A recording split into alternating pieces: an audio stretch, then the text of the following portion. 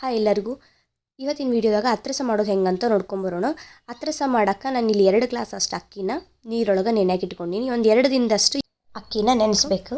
ನೀರನ್ನು ನಾವು 2 ದಿನವೂ ಚೇಂಜ್ ಮಾಡ್ಕೋಬೇಕು. ರಾತ್ರಿ ಆಗಲಿ ಇಲ್ಲ ನಾವು ಯಾವ ಟೈಮಿಗೆ ಹಾಕಿರ್ತೀರಿ ಆ ಟೈಮಿಗೆ ನೀರನ್ನು ಚೇಂಜ್ ಮಾಡ್ಕೋಬೇಕು.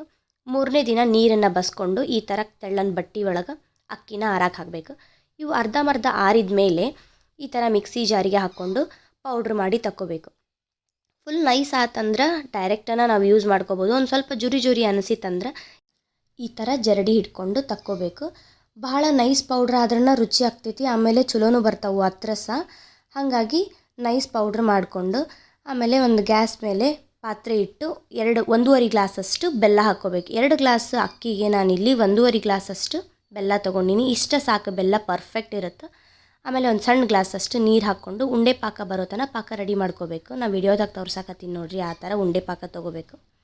ಆಮೇಲೆ ನಾವು ಮೊದಲನೇ ಏನು ಸಾನಿಸಿಟ್ಕೊಂಡಿರ್ತೀವಲ್ಲ ಅಕ್ಕಿನ ಅದನ್ನು ಪಾಕದೊಳಗೆ ಹಾಕಿ ಕಲಿಸ್ಕೋಬೇಕು. ಹಿಟ್ಟು ಹಾಕ್ಕೊಂಡು ಕಲಿಸೋವಾಗ ಸ್ವಲ್ಪ ಕೈ ಒಳಗಿದ್ದು ಗಟ್ಟಿಯಾಗಿಯೇ ಬರುತ್ತೆ, ಯಾಕಂದ್ರೆ ಪಾಕದೊಳಗೆ ಕಲಿಸ್ತಿರ್ತೀವಲ್ಲ, ಹಾಗಾಗಿ ನೀಟಾಗಿ ಕಲಿಸ್ಕೋಬೇಕು. ಫಸ್ಟಿಗೆ ಒಂದು ಸ್ವಲ್ಪ ಮೆತ್ತಗನ ಇರುತ್ತಿದ್ದು, ನಾವು ಹೆಂಗೆ ಬಿಡ್ತೀವಲ್ಲ ಇದನ್ನು ಅದು ಹಂಗೆ ಗಟ್ಟಿ ಆಗುತ್ತೆ. ಇದು ಆ್ಯಕ್ಚುಲಿ ಗಟ್ಟಿ ಆದ್ರೂ ಚಲೋ ಬರ್ತಾವೆ. ಒಂದು ಅರ್ಧ ತಾಸಷ್ಟು ಇದನ್ನು ಬಿಡಬೇಕು. ಈ ಥರ ಮಾಡಿಕೊಂಡು ಫಸ್ಟಿಗೆ ಏನು ಮಾಡಿದಾಗ ಈ ಥರ ಮೆತ್ತಗಿರುತ್ತಿದ್ದು ಹಿಟ್ಟು ಬಿಟ್ಟ ಮೇಲೆ ಯಾವ ಥರ ಆಗುತ್ತೆ ನೋಡಿರಿ, ವಿಡಿಯೋದಾಗ ತೋರ್ಸಕತ್ತೀನಿ ನಾನು. ಈ ಥರ ಆಗುತ್ತೆ. ಕೈ ಒಳಗೆ ಹಿಡ್ಕೊಂಡು ನೋಡಬೇಕು. ಇದು ಚಪಾತಿ ಹಿಟ್ಟಿನಕ್ಕಿಂತನೂ ಸ್ವಲ್ಪ ಗಟ್ಟಿಯಾಗಿನೇ ಇರಬೇಕಿದು, ಅಂದರೆ ಎಣ್ಣೆ ಹಿಡ್ಕೊಳಂಗಿಲ್ಲ. ಈ ಥರ ಗಟ್ಟಿ ಆದಮೇಲೆ ಮಾಡೋಕ್ಕೆ ಚಲೋ ಅನ್ನಿಸ್ತೈತಿ. ಅದು ಗಟ್ಟಿ ಆಗೋ ತನಕ ನೀವು ಆರಾಕ್ ಬಿಡಬೇಕು. ಆಮೇಲೆ ಒಂದು ಬಾಳ್ಗಿಗೆ ನಿಮಗೆ ಎಷ್ಟು ಬೇಕಲ್ಲ ಅಷ್ಟು ಎಣ್ಣೆ ಹಾಕ್ಕೊಳ್ರಿ ಕರ್ಕೊಳಕ್ಕೆ. ಈ ಥರ ಉಂಡೆ ಮಾಡಿ ಇಟ್ಕೋಬೇಕು. ನಾವು ಹೋಳ್ಗೆ ಪೇಪರ್ ಮೇಲೆ ಒಂದು ಸ್ವಲ್ಪ ಎಣ್ಣೆ ಹಾಕಿ ಒಂದು ಉಳ್ಳಿ ತೊಗೊಂಡು ಸ್ವಲ್ಪ ಕೈಲಿನ ತಟ್ಕೋಬೇಕು. ಸಣ್ಣದಾಗಿನ ಮಾಡ್ಕೊಳ್ರಿ ಇವನ್ನ. ಎಳ್ಳನ್ನು ಹಚ್ಕೋಬೇಕು. ಎಳ್ಳು ಹಚ್ಕೊಂಡ್ರೆ ಹಚ್ಕೊಳ್ರಿ, ನಿಮಗೆ ಬ್ಯಾಡ ಅಂದ್ರೂ ಬಿಡ್ಬೋದು, ಹಂಗನೂ ತಟ್ಕೋಬೋದು.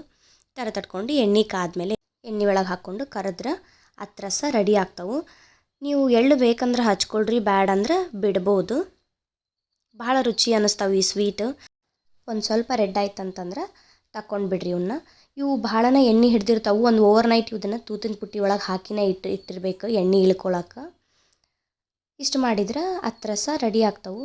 ಭಾಳನ ರುಚಿ ಅನ್ನಿಸ್ತಾವೆ ಇವು ಸ್ವೀಟ್ ತಿನ್ನೋಕೆ. ಮಕ್ಕಳಿಗೆ ಆಯ್ತು ದೊಡ್ಡವ್ರಿಗಾಯ್ತು ಎಲ್ಲನೂ ಇಷ್ಟಪಡ್ತಾರೆ. ಈ ರೆಸಿಪಿನ ಒಂದು ಸತಿ ನಿಮ್ಮ ಮನೆ ಒಳಗೆ ಟ್ರೈ ಮಾಡಿ ಹೆಂಗಿತ್ತಂತ ಕಮೆಂಟ್ ಮಾಡಿ ತಿಳಿಸ್ರಿ.